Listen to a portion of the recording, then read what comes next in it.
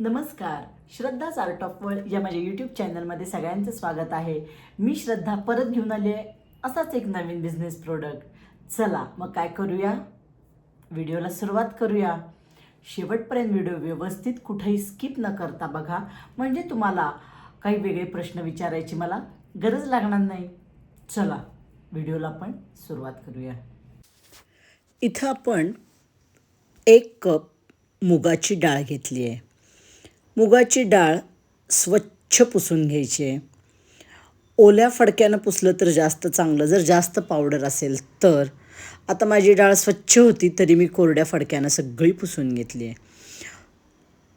आता काय करायचं आहे, एका पॅनमध्ये सगळी डाळ घालायची आहे आणि मीडियम टू लोला गॅस ठेवून भाजून घ्यायची आहे. एक 5-7 मिनटं आपल्याला डाळ भाजायला जाईल. डाळ छान भाजली गेली पाहिजे, त्याचा रंग बदलला गेला पाहिजे, थोडा वास यायला लागतो.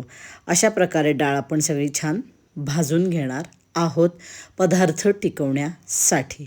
छान डाळ भाजली, जरा गुलाबी करा, खूप डाळ भाजायची गरज नाही. आता ती एका बाउलमध्ये सगळी काढून घेऊ.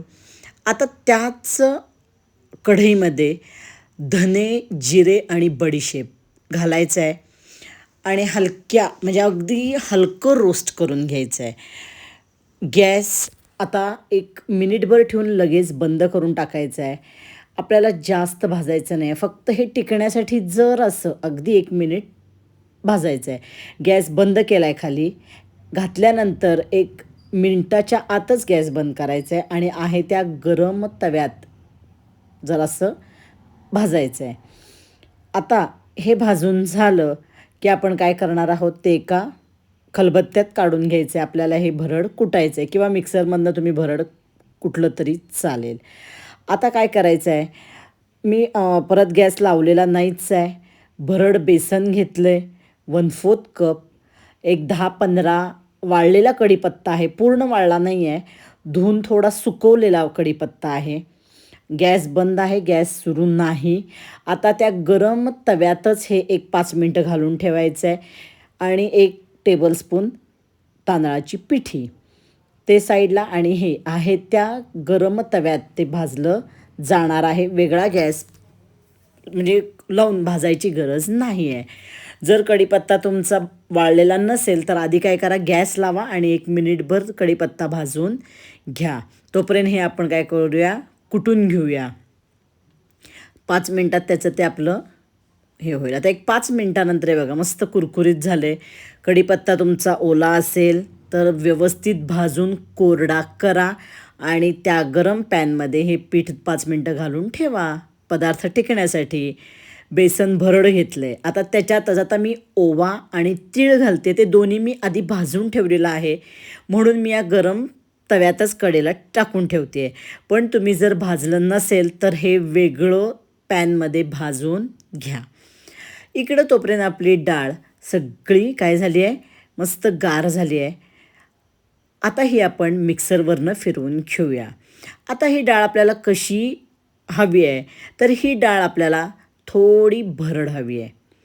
चालू बंद करत सगळी डाळ छान बारीक केलेली आहे. थोडी भरड आहे, फाईन अगदी मैद्यासारखी पावडर नको आहे. भजीला आपण जसं बेसन वापरतो ना तशी हवी आहे.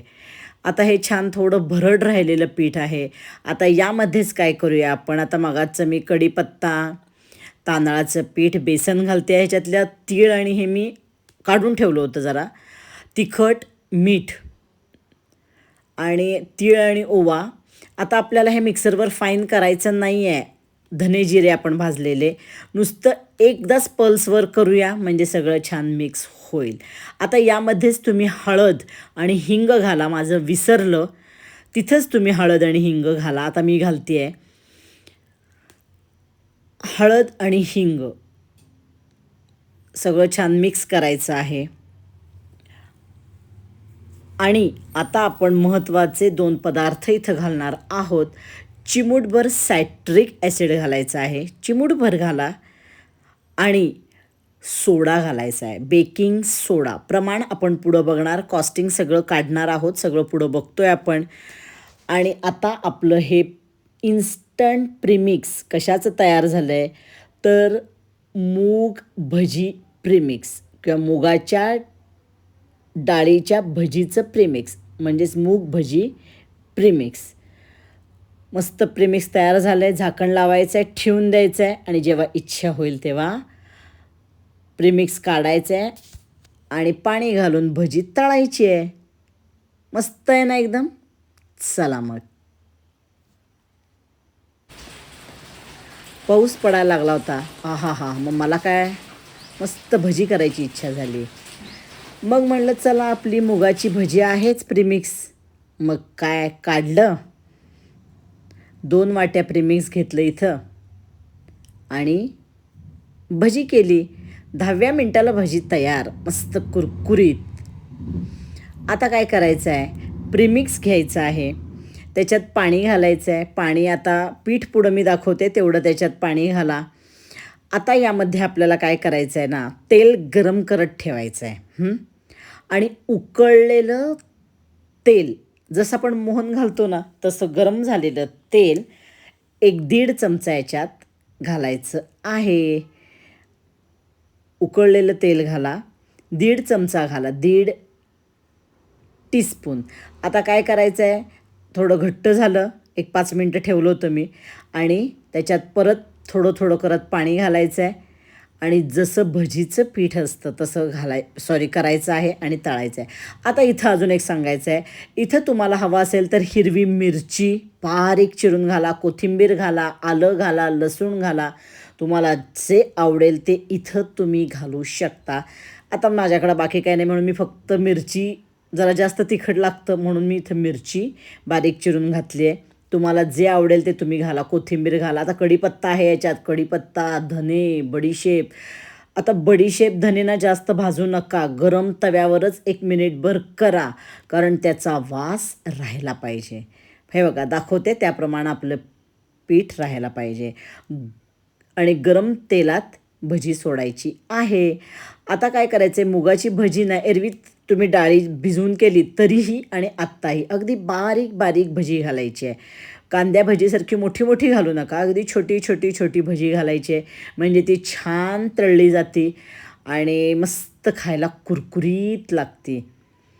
1 नंबर प्रीमिक्स होतं आहे. पावसाळ्यात तर खायचं तर आहे भजी. बेसन कोणाला पचत नाही तर त्यांच्यासाठी किंवा जरा काहीतरी वेगळं ना, सारखं बेसन खाण्यापेक्षा, बेसन किंवा ती भजी खाण्यापेक्षा जरा वेगळी भजी. मूग पकोडे इथं तयार झालेले आहेत. मस्त गोड चटणी चिंचेची, आंबट गोड चिंचेची चटणी आणि भजी 1 नंबर लागते आणि मिरच्या.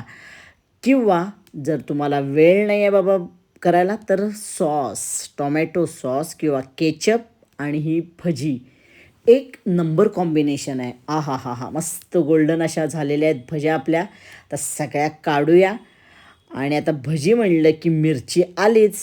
मस्त 4-5 मिरच्या तळून घेऊया आणि मस्त मुगाची भजी आणि मिरची. मस्त पाऊस पडतोय आणि इकडं आपण भजी खातोय. हे फिलिंग फार मस्त आहे बरं का. बाहेर पाऊस आहे आणि आत आता मस्त मुगाची भजी आपणच केलेल्या प्रीमिक्सपासून केलेली आणि सॉस आणि मिरचीला मीठ लावा, जरा तळल्यावर थोडंसं मीठ घाला. हे बघा कसली देखणी गोड गुंडू झाली आहे बघा. आणि आता त्याचा आवाज पण दाखवतेच तुम्हाला. कधी खाईन असं झालं एवढी सुंदर भजी. बघा.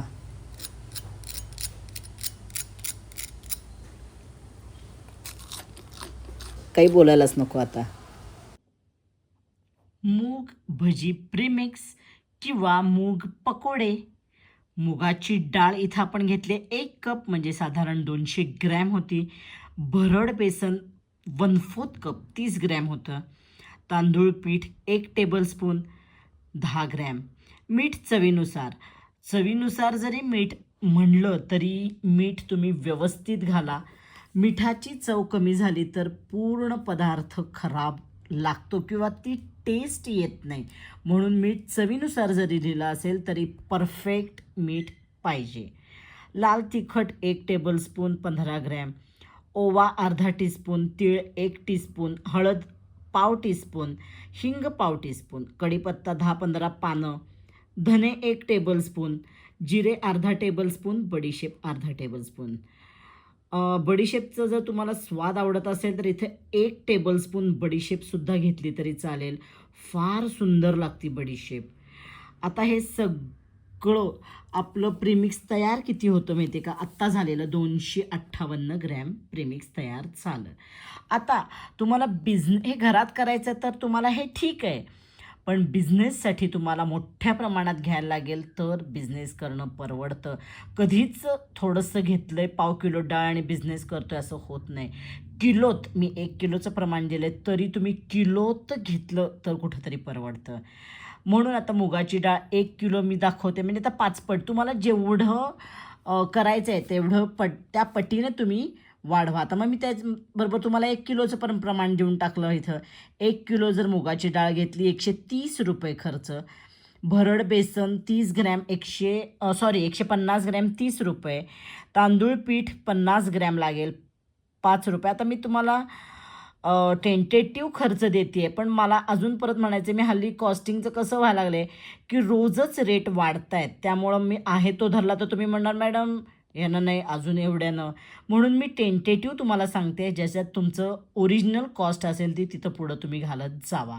लाल तिखट आता 1 किलोच्या प्रमाणात तुम्हाला 75 ग्रॅम लागेल. ओवा 2.5 टीस्पून लागेल. तीळ 5 टीस्पून लागतील. हळद 1.25 टीस्पून लागेल. हिंग 1.25 टीस्पून. कढीपत्ता साधारण 75 पानं लागतील. धने 5 टेबलस्पून. जिरे आणि बडीशेप 2.5 टेबलस्पून. आणि हा सगळा मिळून तुमचं किती तयार होणार आहे? 1290 ते 1300 धरा साधारण तयार. 6 पाकिटं तुमची साधारण तयार होतील. टेंटेटिव्ह खर्च काढला, ॲक्युरेट हा नाही आहे. तुम्हाला जो म्हणजे कॉस्टिंग पडणार आहे त्यानुसार तुम्ही काढा.